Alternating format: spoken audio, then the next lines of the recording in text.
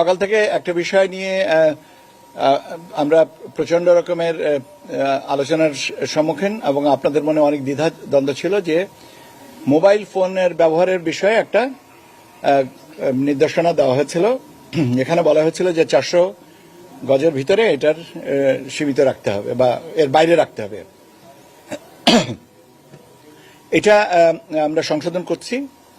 Mobile phone নিয়ে ভোটাররা ভিতরে যাবেন এবং প্রার্থীরা যাবেন, তাদের এজেন্টরা যাবেন এবং আপনার তারা ছবি তুলবেন, কিন্তু গোপন কক্ষ যেখানে স্টাম্পিং হয় সেখানে করবেন না। তো এই পরিপত্রটা আমরা সংশোধন করে দিচ্ছি যাতে এর ব্যাপারে কোনো রকমের দ্বিধা না থাকে। এখন বাট কিছু রেস্ট্রিকশন থাকবে, যেমন আপনার polling agents, polling officers, assistant presiding officer, তাদের কাছে এটা রাখবো না, রাখার বিষয় নেই।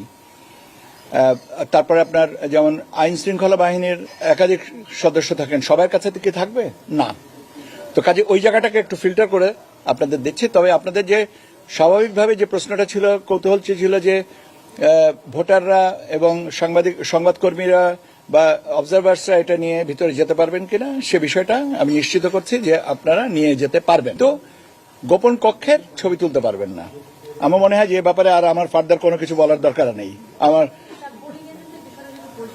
আমি বললামই তো যে কিছু রেস্ট্রিকশন থাকবে, সেটা আমরা ফিল্টার করছি, করে আমরা এটা করে দেব। কিন্তু যে আলোচনাটা ছিল সেটা আমরা নিশ্চিত করে দিলাম।